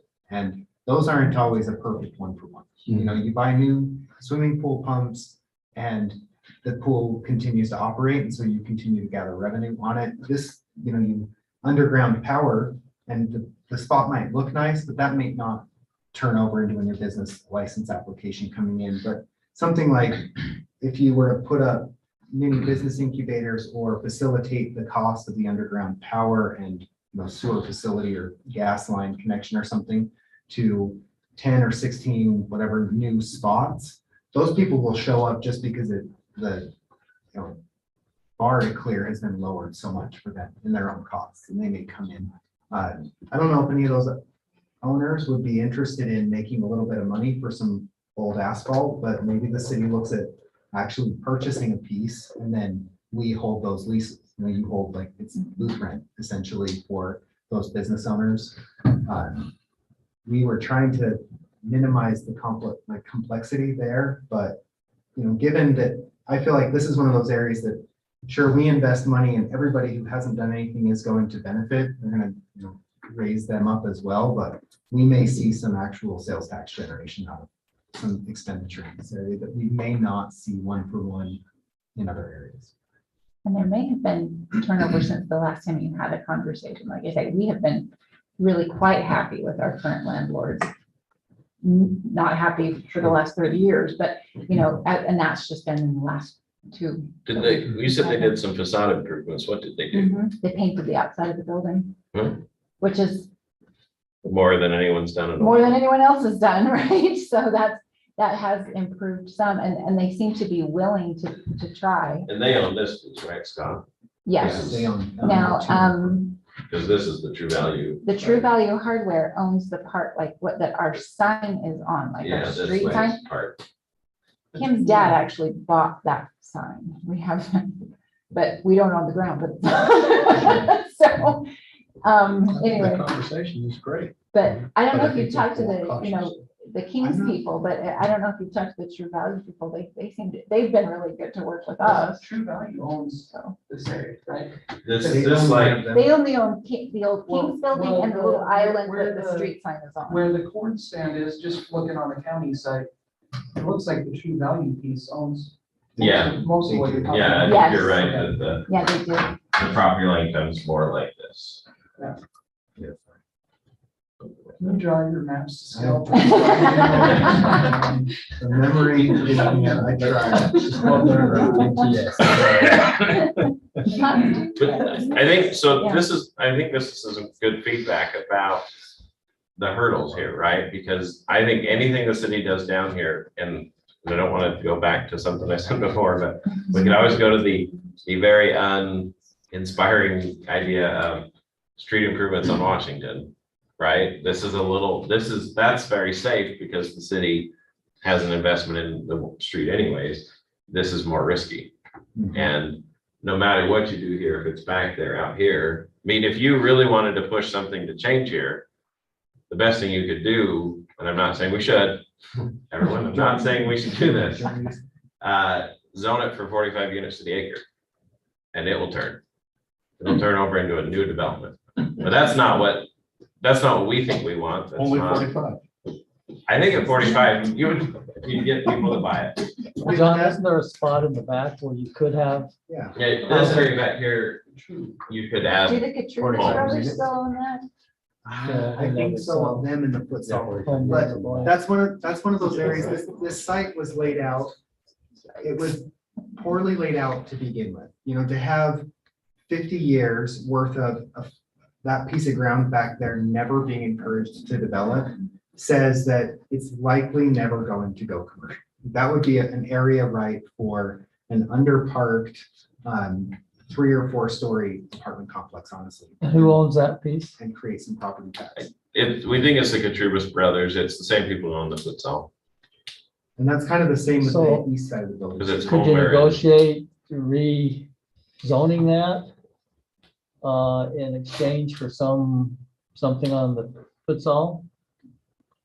I mean, I think, and all of Because it's on the otherwise, that's table. not that's just sitting there doing nothing, just blighting. And the city has other areas. I'm not saying that futsal is a bad. No, but use we in need that their area, cooperation to but, revive this. we have other areas in the city that property that we own. So think like the old public works site. Would that be a better location for a modern futsal building and you do a property purchase / exchange or something like that, where you exchange density, we pick up the piece for redevelopment, they get another piece to build a building on. That's kind of sort of in the RDA area, but that's an idea that we could have, but would be complicated to make actually happen in the time frame that we have to do. Any other questions for John? John, any other comments? This is the riskiest spot. And so this is the one that's gonna take, I think, the most brain damage over the next couple of months to come up with a plan. And we could probably go to some very generic stuff to the auditor that says, look, we are planning on doing something here. And this is the budget for it. And then we could take 2 years working with the landowners to do it, although it'd be better if we were more specific in a shorter time frame. Yeah. Bottom line on some. Could we get the Right. property owners together and see if there's any change of thought? Because I think your point is, Right. That's I well I think taken. it's all worth having that discussion, because it could be very different than Yeah, it why- was 8 years ago, right? yeah, 9 years ago, when we kind of did this conceptual thing. I think it's worth having a conversation. yeah, I think before we, because your point's well taken there, I think we've got to see the potential, what the interest is here before we can probably proceed on here. We do have some real estate expertise. This is what you were talking about with, this being our historical district. I know, like Matt Godfrey, really did it in Ogden.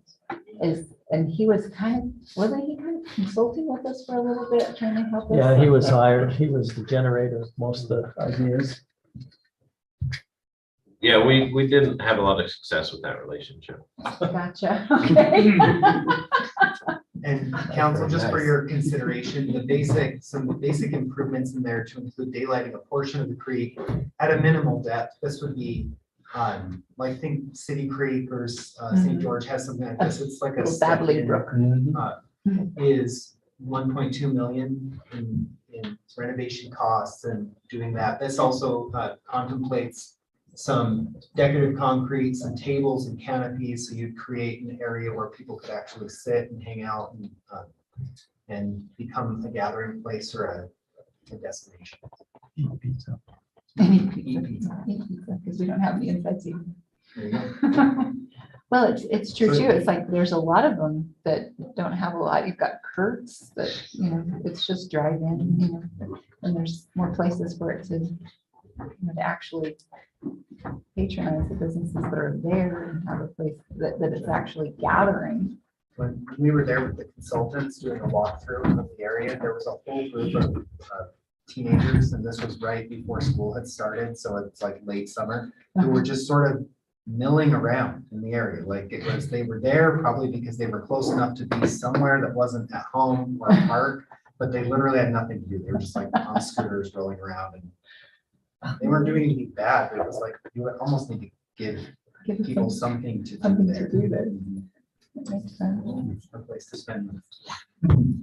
Mayor, Yes. you know, and I actually have shared the same thoughts with, well, not verbally, but I mean, I've shared, in my mind, I've thought the same things that Phil has thought about this, because we go in, we spend the money, and nobody does anything about it. Technically, all of those buildings, except for Kurt's, and maybe Pizza Pie. I mean, those buildings have been there since I was a little kid. And we need to start with the buildings first and kind of move from the east to the west. We cleaned out the attic above Pizza Man, and there were Washburn Farms. Washburn, Burn, From the 1950s up there.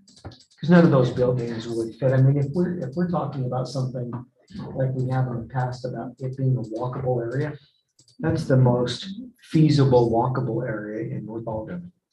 Scott, just so you're aware, one of the things that we talked about way back when was actually taking down the CrossFit building, just because that dramatically changes street visibility to everything else that's back in there. That if we did do something with the futsal building and, you know, maybe there's some housing or something that goes in that upper corner and this other building and the building on the south, if those, even if they look nice coming south, you can't see them because of the old house and Kurt's and Pizza Pie.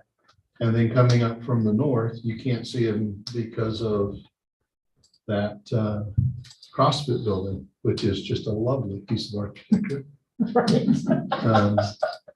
And, you know, and so any improvements that you have back there, unless you're turning 90 degrees as you go by at 50 miles an hour.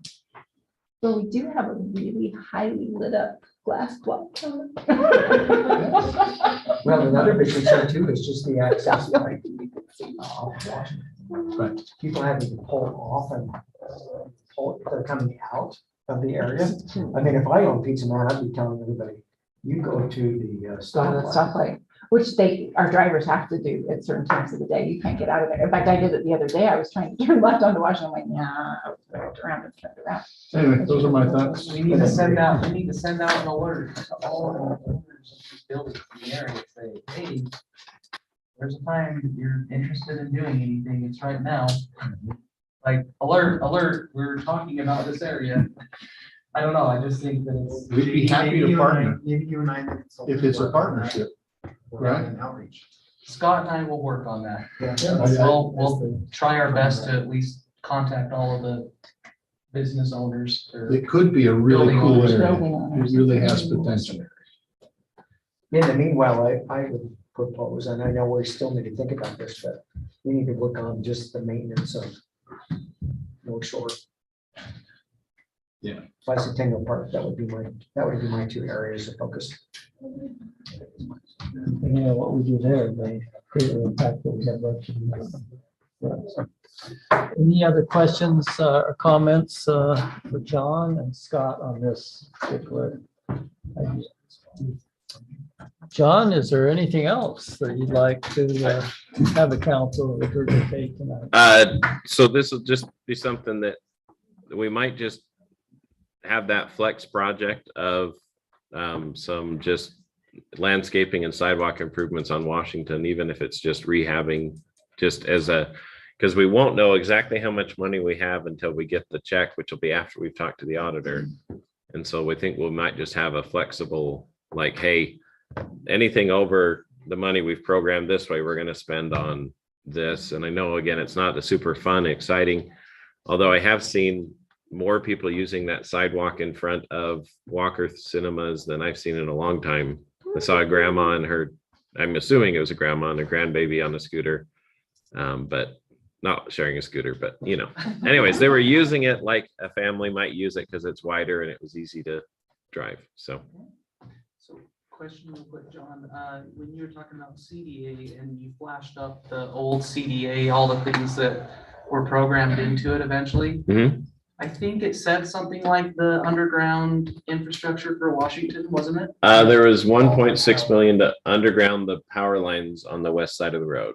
Okay, and was that approximately where to where, just right in that CDA? I think it was 1900 to 2300, 2550. 2550. Okay, But that cost has gone up and the CDA was only paying 530,000 of that. The other was in theory supposed to come from other avenues that weren't identified. okay.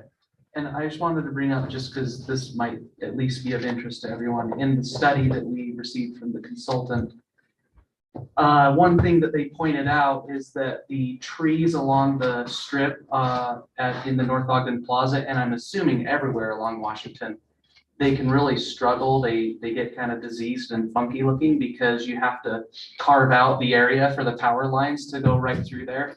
So even though it's not the very exciting thing to think about, it would help some of those situations where just drive by North Ogden Plaza. If you don't think about it, you're not looking at it, but look at all the trees. They're all jacked up because of all the power lines. So just a thought. I would just throw out something as we go through this to think about. One of the problems we have in this city is our imbalance of sales tax to property tax. The reliance we have on property tax because of the mix. And so if there's anything we can do to help businesses grow or bring businesses in that generate sales tax, I think that ought to be a point score somewhere along the way. I think that's why it's so important on this development we're talking about here, Lower Washington Boulevard and 2700. The burden we continue to place on property tax because of our mix has somehow got to change. And I've always thought that, that was one of the main things for RDA is to try to, generate additional sales tax in areas through business generation. Doesn't necessarily even have to be new, but organic growth for any of those. So you just keep that in the back of your minds as you make a final decision there too. That would be good. Anything else, John? One final thing, and I just I'm not gonna lie, I kind of like the idea of a food truck park in this area. Wait a minute, John, aren't you an attorney? I am. So does that mean I am gonna lie? Pretty much. But this one little food truck that's here, in just Google Earth video, there's 6 vehicles that visited it at this point. I know Tacos are good. the tacos are good. Our public works folks are there quite a bit. And I just think it's part of the reason I like it. And the daylighting the creek is actually one of the most expensive components on that budget you saw. To create like a food truck park would not be the 1.2 million. But so I think we might come back with some other options over email, and then obviously in a future discussion about, hey, if we don't daylight the creek, then we're not investing a large amount of money. However, it might be something that we want to do someday. So I don't know. It's that opportunity money that we have right now. So If we created a food truck park, wouldn't we have to have permission from the landowners to do that since they own the parking lot? yep, absolutely. Would we have to buy the property or would we just? I think we'd be open to having that conversation, figuring out the right way.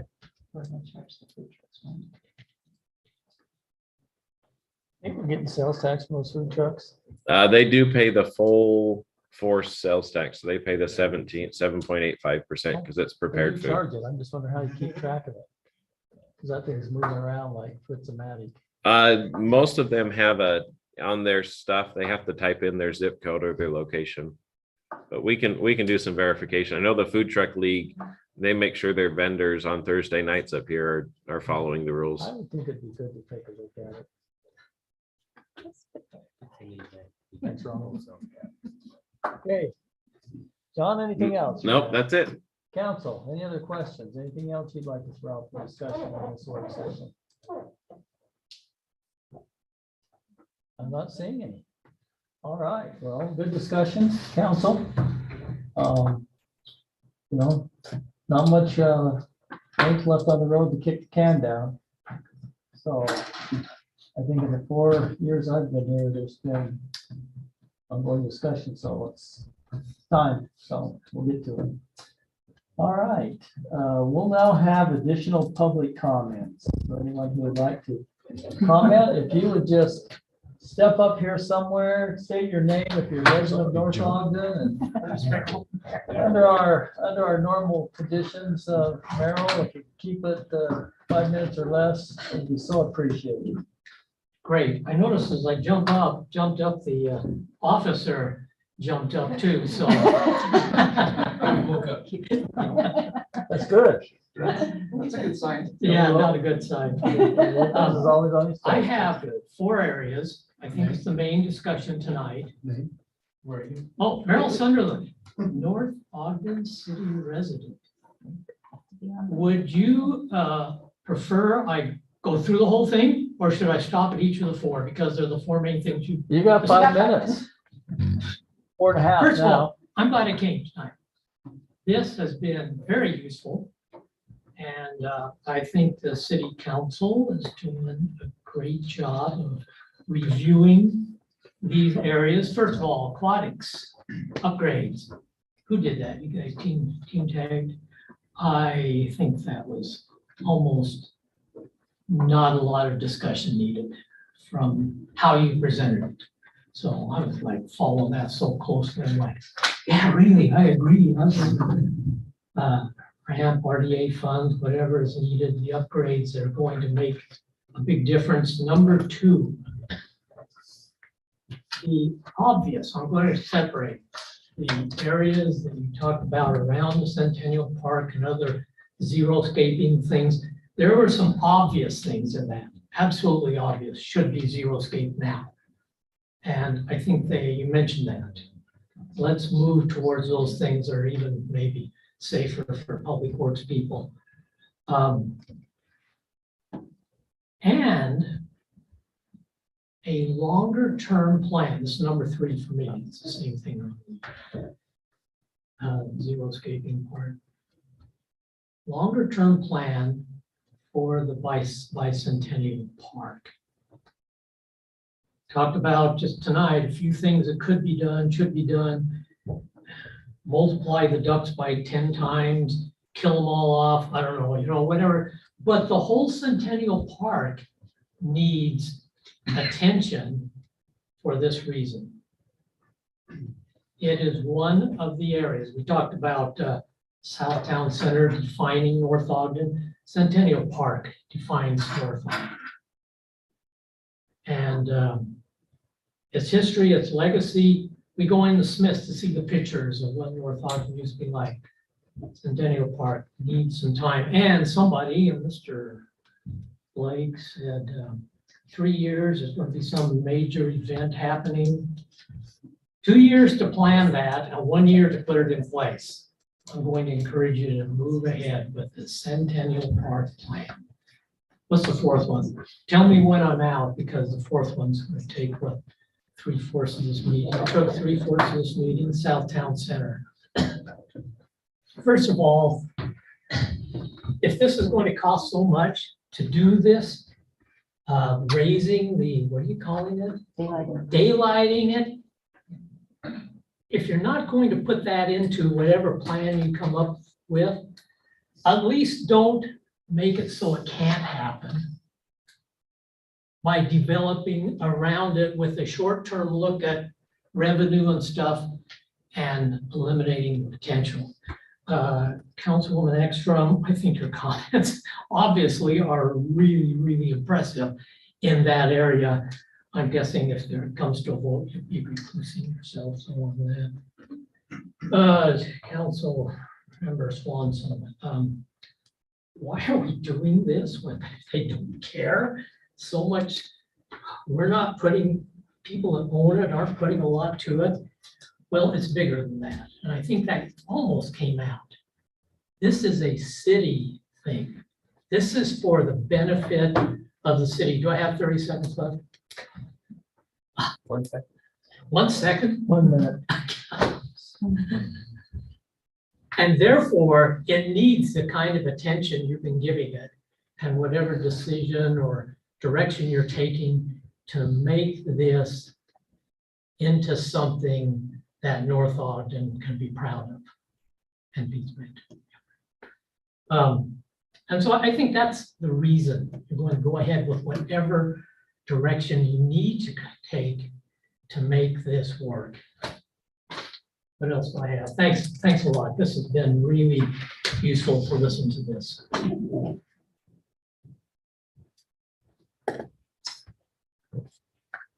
All right, Jason Hadley. I am a Harrisville city resident, but I come here in a different capacity. I don't know how many of you have heard of the Northview Business Alliance. It's a business group that has started up. I'm actually I'm the government relations board member, and that's why I'm here tonight. I wanted to introduce myself to the city council. I want to be your resource in helping business and vice versa, being their resource in communicating with the city council on things that are needed. And so just hearing some of the things that were discussed tonight are things that we actually have planned. One of the things that we're going to be working on as an alliance is actually starting the farmers market next summer.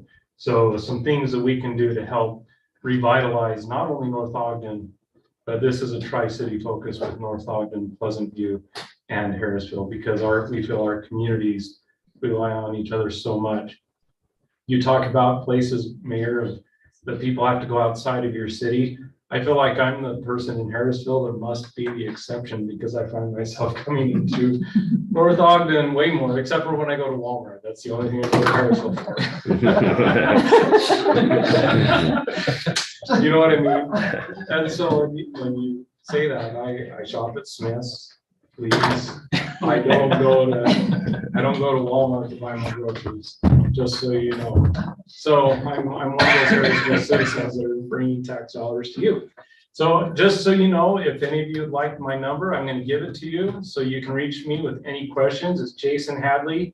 Phone number is 801-388-5042. Or on Blake's, it's like, hey, Google, call Jason Hadley, and that's how he gets a hold of me. So thank you so much. You can mention the second part. Oh, I guess the second part, I'm also a member of the North Ogden City Band, and the band voted to be the liaison with the city band to the city. And I understand that Mr. Parker, that's you that I'd be talking with here. So is that correct? Probably me. John, you, probably you. Yeah. Okay. So any coordination, feel free. I will be the nicer side alliance. Okay. What's your instrument? I play tuba. Excellent. Go big or go home. Yeah. Chris Pulver, North Ogden. Just a couple of things. I noticed in the budget for the pool that they have 60 grand. I didn't know what that was, capital improvements were for.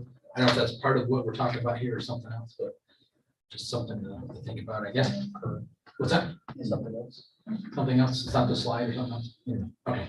Just noticed that, but and then for definitely for the pool itself, I think kind of whispering over here, but the fact of the matter is to somehow equalize and make sure that we're not dumping or propping it up with another 175 influx of whatever. So I think the big thing there is whatever we put in needs to, if it's the valves or something, that there's a direct correlation to cost savings when it comes to the budget.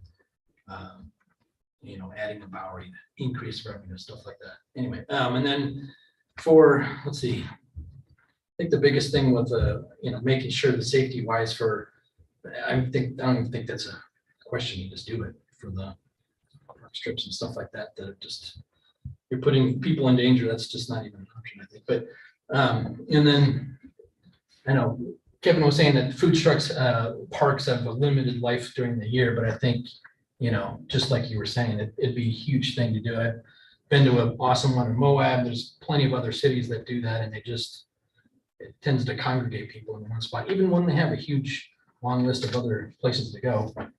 It's just a different, I don't know, we have different people and you can go to different places. One place for your main thing, dessert, blah, blah, blah. Anyway, it was a cool place to do it, so. My vote is yes on that. So, thanks. Okay.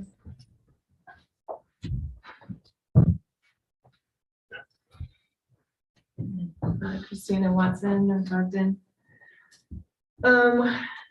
I was a little disappointed that the opposite viewpoint wasn't able to be discussed further. It was kind of a one-sided conversation as far as this goes, because I think there's a lot of potential. And if we're talking about what option here can bring in the revenue, sure, there's a risk, but this is where the revenue really could come in the best. And maybe there needs to be more discussion on how it happens instead of whether or not you do anything. I mean, we're not talking about giving these building owners new facades and babying them. We're talking about improving the parking lot, improving the view that the citizens tons of citizens drive by here all the time.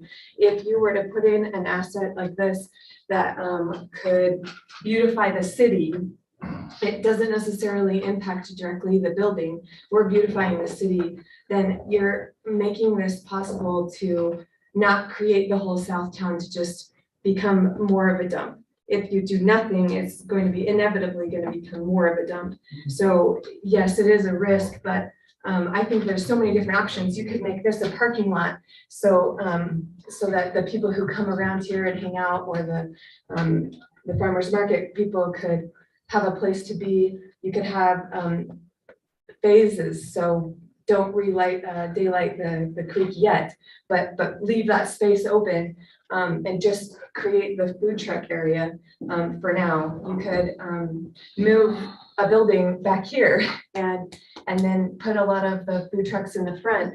But ultimately, I think if you can make the front of Washington more beautiful, then it's going to get people to stop. Also, the other thing that's going to get people to stop is options. So right now, there's 2 options of eating there. If you had 10 options because you put a whole line of food trucks in, then options bring in families stop at each one, as Scott said. So you're actually increasing revenue, where if I were to just go buy one pizza for my family, if we go to the food trucks, then I'm buying something from each of the food trucks because each of my kids want something different. So then the sales tax goes up. I think that, sure, it could be a risk if you want to put the 1.2 million in right now, but if you wanted to just up the sales tax immediately, you could make that possible by getting the food trucks in. The more beautification you have the front of Washington, the more that those new commercial properties would be interesting and popular, and maybe someone would want to buy this back property if it was already a popular place to go. So I do feel like I'm hesitant to start a project that you have to leave half done because you don't have enough money to do. But if there's some kind of plan where you can use ramp grants next year to do part of it and do some of it now, I think that it would be a great risk to take. And I also feel like, as far as the pool goes, if we use ramp grants for the pool, does that take away the ramp grant opportunities for us in our parks that we were going to use? So is that harming us if we use our ramp grant towards that one option when we were already planning on using the ramp grant for something else? Just a thought there. I definitely, though, like the idea of using the RDA funds to increase revenue. Thanks.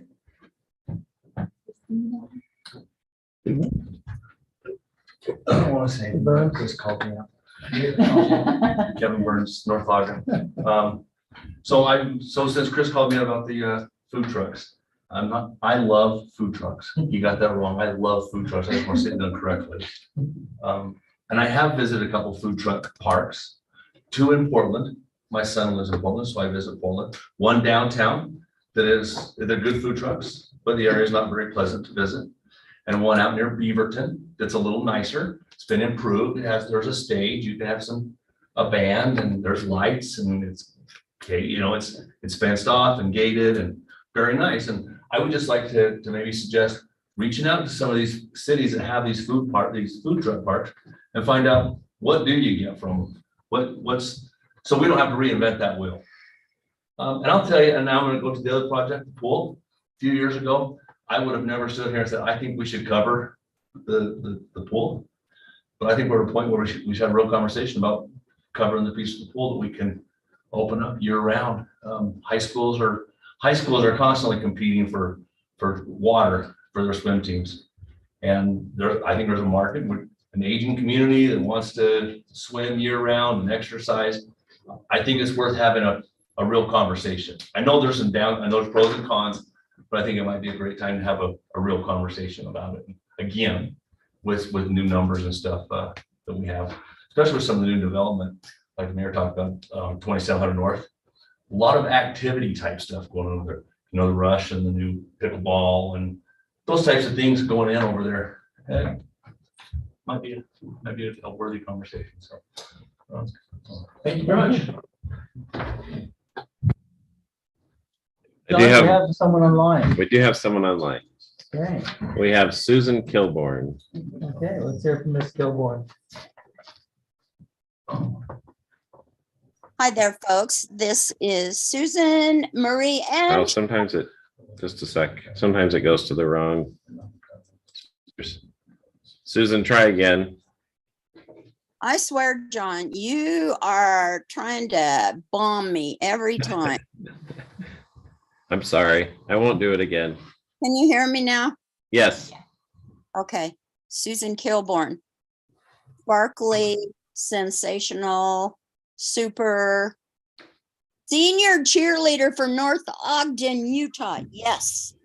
Okay. I know you guys missed me the last couple weeks, but I was on. I just didn't have anything to say. Tonight I do.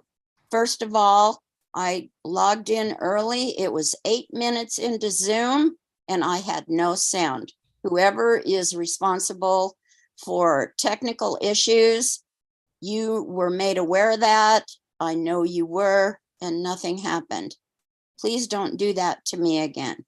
Therefore, I saw my Mr. Mayor speaking. I would like, please, my Mr. Mayor to encapsulate what he had to say, because I may have had a comment to that, which I probably did. I switched to YouTube, and there is no way on YouTube to raise my hand to speak. So, what did you say, Mr. Mayor? Well, I was expressing a concern about some of the things that have been happening in our city recently in regards to vandalism in our parks, in regards to theft, in regards to, I guess, I mentioned the tearing down of a person's right to fly their pride flag. We don't always have to agree, but we should respect. And recently, the assaulting of a young man just within blocks here of our city offices. Granted, he was probably doing something that wasn't uplifting, but that does not give an adult the right to physically assault a young person. We have a lot of domestic violence calls in our city, more than we would like to believe. So my point was, as citizens, what can we do to keep our community a great place to live? By keeping our eyes open, helping out those who may be struggling and in need, but just concerned about not getting too far in the wrong direction where we have issues that make our city not a great place to live. So I think that probably summarizes my comments, council. Did I miss something? So that was basically just kind of a concern, expressing a concern. Don't have all the answers to it, but you know, sometimes before you make correction, if you get too far down the road, it's a little bit harder to turn around. So, Okay, I really appreciate that you brought this up. Anybody who knows me knows I'm all about the love. And I want to figure out a way where we can maybe, and I'd be happy to do it myself, establish something where people with parallel views on, I don't care what it is, politics, this nationally, city. I would like to bring people together who are interested in coming together to make something good for our city. I love this city so much, passionately. And I have another question, and then I have one more statement, so I'm going to hurry. Can you guys tell there how many people are out here watching on Zoom or YouTube? we can on Zoom. In fact, that's one of the things I asked John early on, is how many people were online with us with Zoom. And I think he said there were 2 at the time, John. Yes, and we got up to 3 and now we're back to 2. Okay, I think that is unacceptable. And I want to work with somebody volunteer to work with me. I have so much energy. I want to try and get more people to watch city council rather than complain about this and that has already been decided. So if there is somebody out there who would work with me, I guarantee you I'm fun to work with. I would love that. So if someone wants to reach out, that would be great. One more thing, October 30th, Weber County League of National, oh, screw it, women voters are having, Charlotte, don't laugh. Is having, Susan, no worries. I'm trying to be sensible here. Okay. Is having the last and final opportunity for North Ogden citizens to meet and greet with the potential candidates for our upcoming election. I would like for please people to get that information out if you can. Come, ask questions. Let's get our questions answered, and so we can vote, and we can vote knowing that we knew and felt good about who we voted for. And I love you guys so much. Don't ever sit like this again, because I now need to own a hoodie like Ryan Barker has on, and I can't see the front of Phil's hair. We'll work on that, Ms. Kilborn. We'll work on that. Okay, love you guys. I'm done. I do think that's a good point. I don't know if anyone's seen the article I wrote in the Connection magazine this month. We had a 31% turnout in our primary election. I can't remember who said it, but somebody said, we're not governed by the majority. We're governed by the majority that participate. And so you got 31% of the voters. That's probably, gosh, 4,500 people representing 22,000 residents. And the other thing I said in there is it's important to know who you're voting for, because governing is becoming much more complex. It's not a game, it's pretty serious. And so qualifications do matter. So I think you can find out a lot about the candidates coming to the 30th. So, okay, anyone else online, John? Nope. All right, we'll close public comments then. Staff? John? Nope.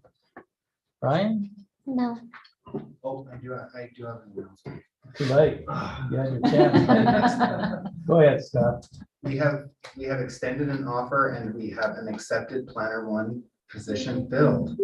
So they start Ryan Nunn, because we've got to keep adding the same name. Ryan's a great name. Yeah, he comes to us from Cache County. He has a bachelor's degree and some, just under a year of experience with Cache County doing planning work. He starts October 16th, Monday, October 16th. So we're really excited. Thank you, Scott, and let me express our appreciation on behalf of the staff and the council. You carried quite a load while we've been looking for this individual, and you've done a superior job, so awesome. Thank you very much. Council, do you have any other comments this evening? Just one thing there. What do we know about the flag update? It's up, it's there, it's The going. Flag is there. Awesome. Did we video the guy going? No, We didn't know he came. Oh. Dave and I were out there today and Dave's like, I think the guy came. So, Oh, man, I totally wanted that. I wanted to see that. Okay. Councilmember Delphas. Thanks for resident Susan to remind us about the debate that's coming up. There's another debate for city council that I wanted to mention. It's on October 25th that is hosted, I believe, by the Weaver County Republican Party. And that's going to be at 6:30 PM at the senior center. So Yeah, there's two options. There's the one on October 25th or the one on October 30th. I'm sure. What's that? And not or. Yeah, go to both of them. So, well, and as with what happens with a lot of these debates, they're usually done in different formats and in different ways. So it is usually good if you can to go to as many of them as you can to get a good feel. And council, I would maybe encourage each of you, I know there's at least two candidates here, so maybe the other three or even them. There are some really issues that the council knows about that external doesn't know about.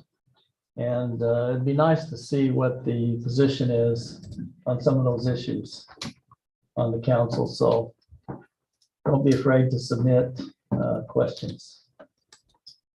Okay, anything else this evening? We appreciate your attendance this evening. Thanks for your time tonight, council. Give these things some thought. I think John said within the next 6 weeks, we should be able to put together a plan. Maybe jot down some things here. I do think that we ought to look over the list, at least at the athletic center, and say, what is high probability of qualifications for ramp? Once again, our citizens are paying into that.